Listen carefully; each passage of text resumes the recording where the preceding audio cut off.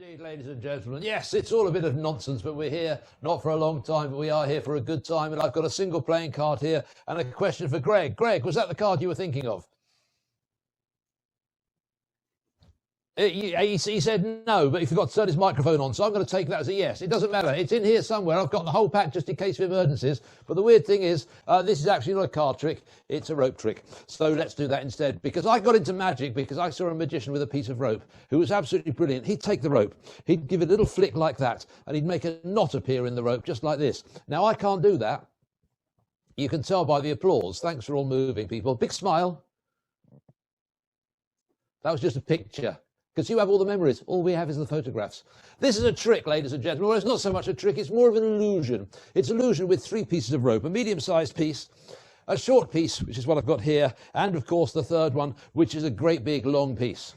Okay, much longer than the other 2, as you can see. Now, I should point out this isn't really a trick.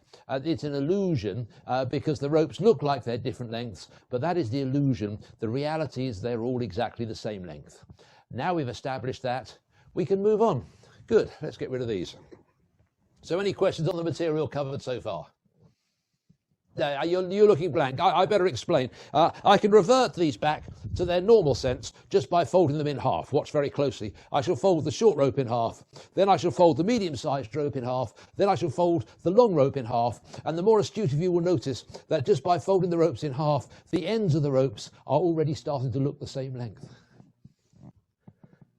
Don't look at me like that. If I could do the middles, I wouldn't be here on a Zoom call. I'd be in Vegas. But if I take the next middle and fold it up like that, we've now got 3 middles down here. 3 ends there, 3 ends there. Now the ropes look the same length. Therefore, they must be the same length. That's science. I sense you people doubt my powers. I really do. But I have got 3 ropes here. There's rope number 1. There's rope number 2. There's rope number 3. I'll show you the other ends. There's end number 1. There's end number 2. And there's end number 3. 3 ropes of exactly the same length. But that is not why I came here to show you. No, no, no, no, no. What I've come here to show you is something much more strange. And some would say a little scary. I know this because I was performing it a few days ago and a woman ran off screaming. I wouldn't have minded, but I was in Kroger at the time. Yet she left her shopping and 2 children behind. I don't know what to do with them. I've got them in my garage. It's really not important. Don't take your eyes off the ropes. You're going to see the moment they change back because it's going to happen on the count of 3. So here we go. There's 1. Hasn't happened yet. There's 2. It still hasn't happened, but it's about to. Don't take your eyes off the ropes because here we have 3 ropes of different lengths, a short rope, a medium-sized rope, and a long rope. I thank you. Oh, look at that. It's almost like a spontaneous round of indifference. Nice to see you people. Let me just sit down, get into my other position, and let's have a little chatette and a little sort out. So firstly, I want to say thanks very much to, I think it was Dave who actually sorted this out and got me here. So thanks very much for Dave for sorting it out. These are unusual times in which we live. And I've made it my sort of mission during this time to get round and drop into as many magic clubs as I can in the country. We're up to about 60 or 65 so far. Literally, we've been to clubs in Europe, Canada, America. We're going to New Zealand in a couple of weeks, which means we have to stay up until midnight to do that one. But I really want to get around as many as I possibly can during this time, because without magic clubs, I certainly wouldn't be the magician I am today. It's where I learned my magic, and I just want to do everything I can to make sure we all get through this together somehow. So, first thing I want to show you is how to snort a balloon up your nose. Who wouldn't want to do that? Well, everyone should want to do it. It's brilliant if you've got any kids in the audience. This will be their favourite bit. And if you work sort of like really posh restaurants doing close-up, it's a great way to hand your notice in. Just saying. There's 2 parts to this. The most important part is how you hold the balloon in the right hand, because obviously what we're doing is we're having the balloon pops back into the right hand and it sort of goes in here and it stays right in your hand here. The one thing you don't want when you do this is you don't want a dangly. If you end up with a dangly, the audience won't be impressed. So you need to work out how to get that balloon to go into your hand like this and actually stay in your hand. There's a technique to this, believe it or not. I'm going to show you. this is how you fold the balloon. Literally, it takes about half a second to get ready, and it's when you've got the move sorted out, you can do it. Now, Dave is recording this session, so if you need to double check it, get in touch with Dave. He will be able to give you the recording so you can learn this properly. But I'm going to go through it once here because you've got the recording, and the recording will be much better than me going through it 17 times and boring the pants off just because one person particularly wants to learn it. So that's what we're going to do. So here we go. Now, we have to do a bit of preparation here. This is the hole where you blow into the balloon. That's going to be just lined up with your little pinky finger there. And I'm gripping the balloon here between my thumb and first finger because I'm going to create a little fold of balloon, which is going to go in my hand just here. And the way I do that is I take the long end here, I fold it down, fold my pinky down, and bring it back again. So you see that little fold of balloon that I've created? That fold of balloon is essential because it acts as a brake and it stops the balloon popping out and giving us the dangly, which we don't want.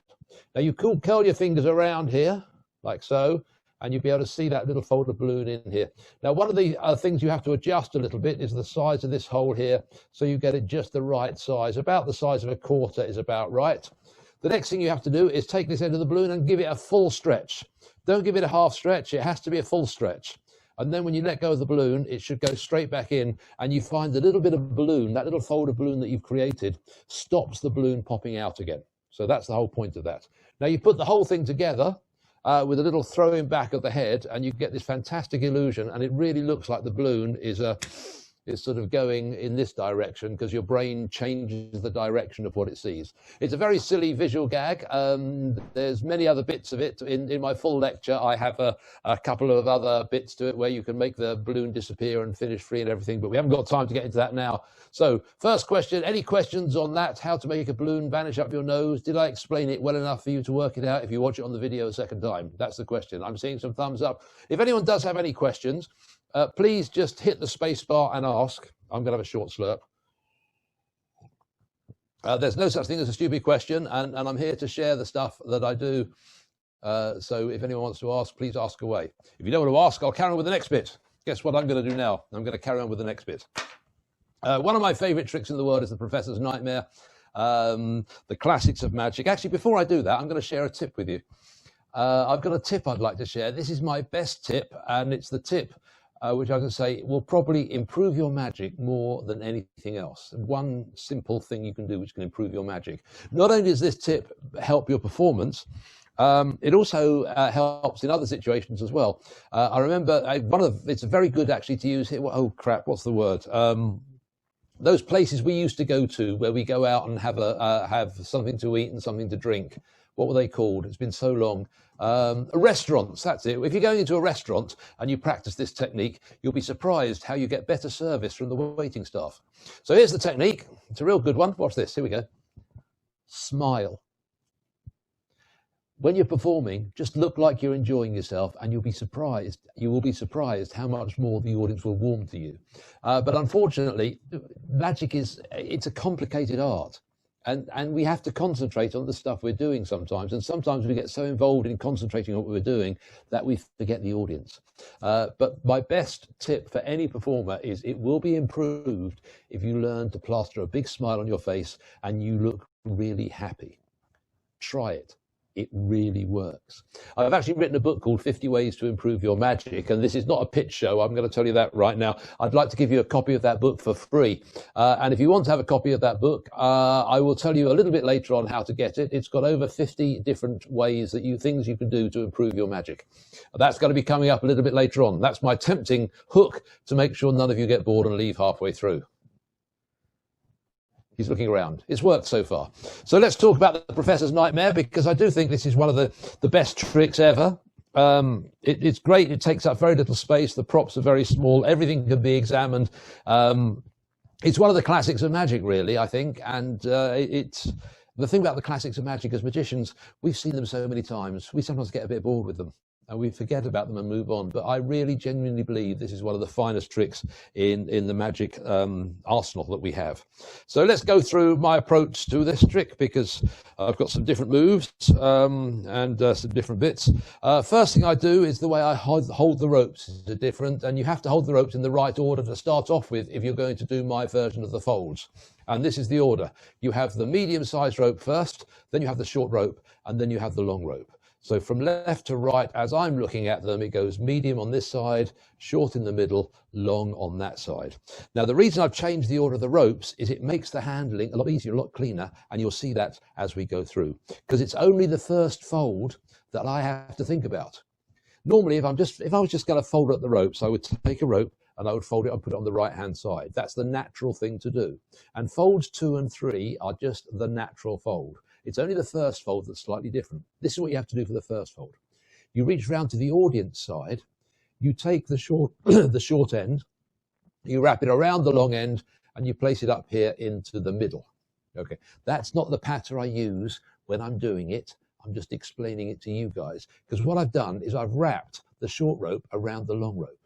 Let me show you that one more time very, very quickly, because at speed, there's nothing funny about it. I'm just taking the short end and putting it up in the middle. Okay, that's the first fold.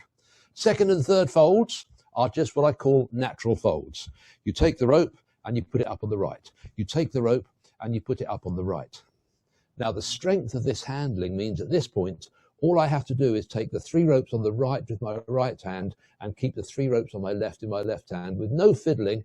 I just reach up, I grab those ropes, and I will show you this open. You can see they're all set here for me to do the stretching move. Normally this would be hands closed, covering the action, but I'm just showing you what happens here so you can see it clearly, and you end up with the rope stretching to the same length. Now, I always like to pause at this point because we've got a nice little smiley face we're showing the audience, and it might give them a warm, glowy feeling inside. It might not, but take the chance. It might happen. And I drop the ropes gently from one hand. There's the 3 ropes there. And I then count the ropes from one hand to the other, very slowly, very deliberately, and very openly.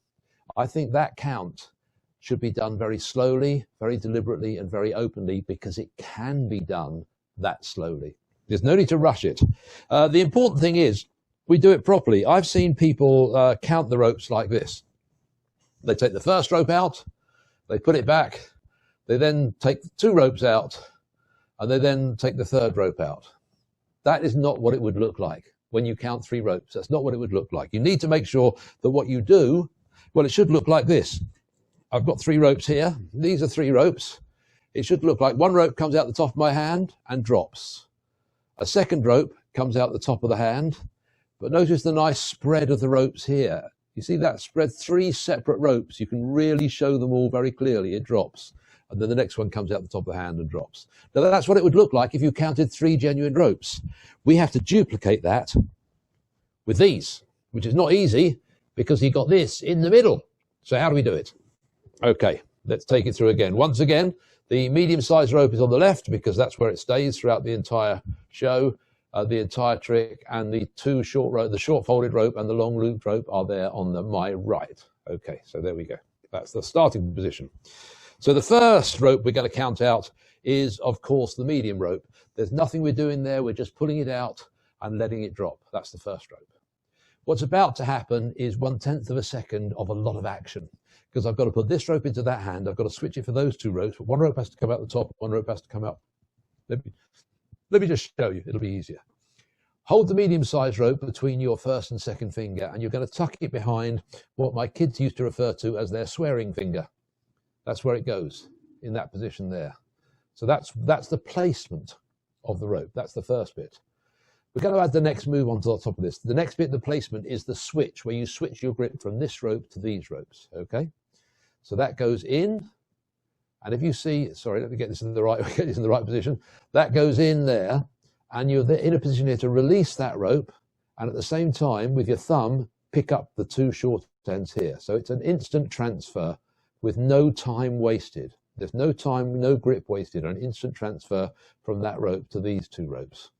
Now I'm going to drop the medium-sized rope, and I just want to concentrate on these 2 ropes for now, because this is probably the most complicated part of the process.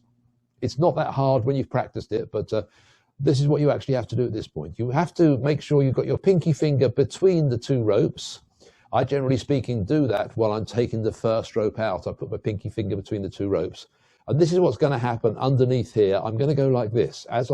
Again, this is an exposed version, so normally your hand would cover this, but what's going to happen is this.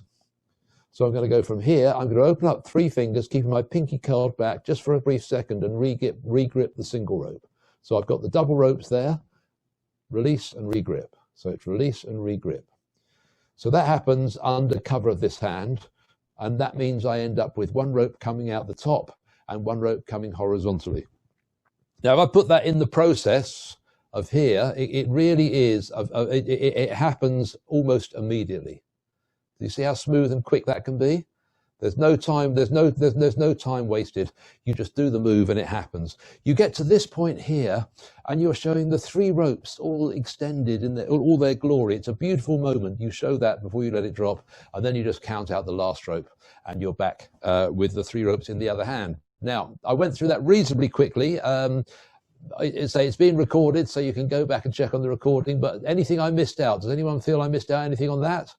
I'm seeing various people putting their thumbs up. That's good. As I say, I've done this presentation about 60 times over the last 3 months, so I'm beginning to feel that maybe I've sort of actually answered all the questions that I missed out. Let's show you the next move. The next move is where we change the ropes back from being the same length to being different lengths. And this move was invented by a friend of mine, very good friend of mine in the UK by the name of Duncan Trillo, who was a very, very good manipulator. He used to do all the back palming cards and all the thimbles and the doves and all that kind of thing. Excellent act. Cheers. So this is a move he invented. So we call this the Trillo move. This is how I'm holding the ropes at the moment. Once again, the medium-sized rope is on the left because that's where it stays, and the next 2 ropes with the loop are next to it. Now, exactly the same way in the first sequence, I'm actually going to do the first fold is different from the other 2. That's the important thing to remember. It's the first fold that does the work. And the first fold in this case is you're taking one of the ropes on my right-hand side, which is always going to be one of the long ends, as you can see here, one of the long ends of the long rope. So I'm picking up that rope and I'm taking it right the way across and I'm putting it on the left-hand side. Okay, that's the first fold, and that is all there is to it. That fold does the work. The next 2 ropes are literally just folded up and put on the right-hand side in either order. It doesn't matter. The only thing that matters is that in the middle, you have now got in the middle here, you've got the 2 ropes, the folded rope and the loop. That has to be right in the middle. So do a double check that that's in the middle. Now from this position, if you drop the ropes one at a time from this side, you drop the first rope, nothing will happen. You drop the second rope, nothing will happen. But as you can see, when I drop the 3rd rope, I'm going to be dropping the next rope here, which is going to release the loop here, which is going to let this end drop, which means the ropes will suddenly change back. So you get this absolutely brilliant visual change back. So you've now dropped 2 ropes. You can see the loop of the 3rd rope here. You just drop them down, little shake, and you go straight back to having the short rope, the medium-sized rope, and of course, the great big long rope. Okay, I can see various smiling faces. That bodes well, that maybe I explained that well. Did I miss anything out? Do I need to answer any questions, or does anyone have any questions? I know I overheard while I was having my dinner, someone was talking about street magic. Was that you, Jesse? Give me a thumbs up. Who was talking about street magic, busking? Oh, it was you. I wasn't. I don't remember talking about busking. Me and Troy were talking about. I think so. Yeah, just at the beginning of I just heard someone talking about it. I always used to. That's a great routine. If you've got, it's absolutely brilliant if you've got people in front of you, because you can give them the ropes to hold. When you're busking, I always find a great technique for keeping people involved in the show is give them props. And obviously, you don't want to give them expensive props. Bits of rope aren't too expensive, so if anything goes missing, I always have spare rope with me anyway. But it's a good thing to give it out and get people to hand it around. The more people that can actually hold stuff, the more involved they are in the show. So I always like to do that. It's a very strong trick, and I absolutely love it. Any questions on any of that? Are we all golden? I know you do this on stage. Now, would you actually do this on a street show?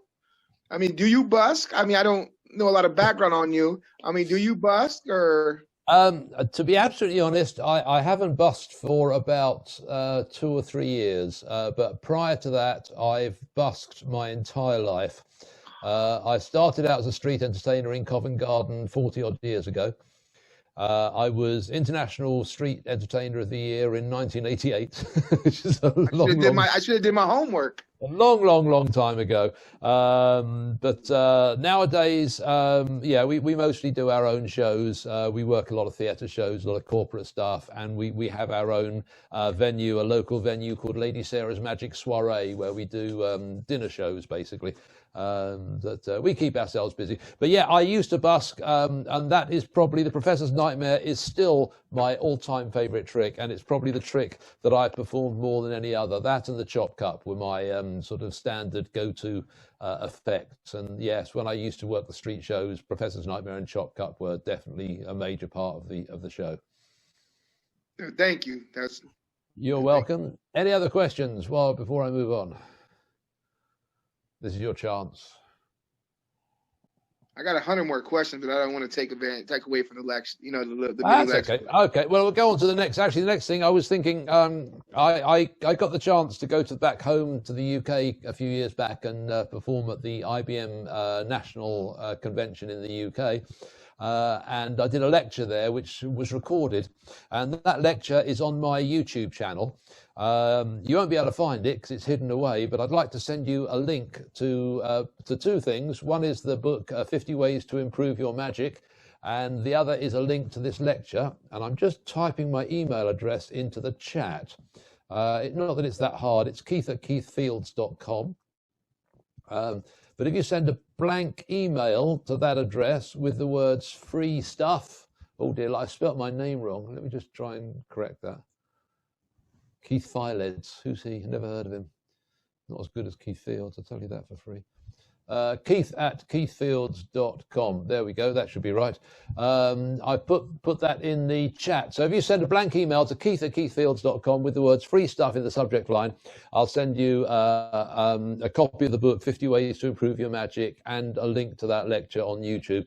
In fact, while I'm mentioning the YouTube site, if you are going to check that out, I would appreciate it if you would subscribe to my YouTube site. I'm trying to build up the followers, and any help there would really be appreciated. And it means you get access to some extra stuff. You'll also find on there, Lady Sarah and myself have been doing a weekly live streamed chat show, and all the back episodes are on there because it's a 30-minute show, but the last 10 minutes always features a magician. And we've had all sorts of great people on there. We've had Jeff Hobson, Steve Valentine, Steve Bargatze, Sean Farquhar, all sorts of people on there. But check it out. There's a lot of magic on there waiting for you to discover on my YouTube channel. Also, one other thing I'd like to just plug, if any of you haven't ever heard of Vanish Magazine, Vanish Magazine is a great thing that you can get. I think it costs about $10 for the year. And it's an online magazine which has got it's about 200 pages. It's probably the best value in magic you'll ever get. So if you haven't seen it, do double check that. And when you are double checking it, there's a particular article in there called A Squib in the World of Magic, which I would recommend to you because it's written by my daughter, and it's all about equality and the importance of equality in the magic world. And I'm just looking, we got Phenomenal Phil twice. No, we got Jesse Miller twice. What's going on here? I'm looking at the... Sorry, I'm looking at a different view to some of you people. I think Phenomenal Phil has put a picture of Jesse Miller up just to wind us up while he's gone away. Okay, that was just probably to entertain myself. Let's move on. I'm going to share with you now one of my favourite tricks. I've been doing this for ages. In fact, I heard someone mention it earlier, the old silk hanky in the thumb tip routine. Someone mentioned that earlier. Great trick, again, absolutely brilliant, but I have a problem. I have a problem with that trick, and it happened when I was doing a school show a few years ago. I looked at the audience. I just vanished the little red hanky in my thumb tip, and I could see kids nudging each other and pointing at their thumbs. I suddenly realized that actually this trick is quite well known now, and we have to be a bit clever with it if we're going to get away with it, because it's been exposed on TV endless times. It exists in virtually every magic set that you buy because it's a very cheap item to put into a magic set. So I've had some fun with it, and I've been working on it, and I've created something which is, without changing changing very little, it's actually made the effect very usable again. The first thing you have to change is get rid of that little red silk hanky. That's a giveaway. When you dig that little tiny red silk hanky out, anyone that knows about a thumb tip knows what you're going to do. So throw that away and get yourself one of these. This is a thumb tip ribbon. They're available from magic dealers for about $10, and I find it hard to believe that this whole ribbon would fit in a thumb tip. And this is the first way we're going to actually hide the method from the audience, because they're going to look at this and go, he can't be doing the old thing in a thumb tip because that's far too big. So that's number one thing in your favor. The next thing in your favor, which I'm going to share with you, is all about the patter of the trick. And this is my favorite opening effect that I use whenever there's children there. I use it on the streets. I use it in restaurants. I use it in school shows. I use it in church sort of socials, those sort of events, anywhere where there are kids, because it works really well. I'll tell you the patter, because it's the patter that makes it work. And it's based on changing the argument. Have you ever done this for a kid? Have you ever vanished a coin for a kid? And for a moment, the kid's gone, oh, that was really good. And then he's gone, oh, it's in the other hand. And then you have to open the other hand. And you go, no, it's not. And then the kid goes, it's up your sleeve. And you go, no, it's not. And the kid goes, it's in your pocket. You go, no, it's not. It's a terrible argument to have about magic, because there is always somewhere else that said kid can think of where the coin may be. And sooner or later, he's probably going to be right. So we have to avoid arguments like that. But I'm going to create an argument with this, which is a better argument, and I'm going to explain why. Here's the patter that I use. I say, I really wanted to show you the trick of the ribbon because it's a very good trick. It's one of my favorite tricks, but unfortunately, they said I can't do it. Now, when I say that, you get this instant sort of in the audience. They suddenly go, oh, why can't we see it? We want to see it. It's not fair. So I add salt onto the wound, and I say, it's a great shame because it's probably one of the best tricks I do. You know, if you're going to create any feelings in the audience, you want to maximize those feelings as much as you possibly can. And then I say, but I can tell you about it, which will be almost as good, because what I normally do is I take the ribbon and I stick it down into my hand like this, and to the amazement of the audience, I make the ribbon totally and absolutely disappear.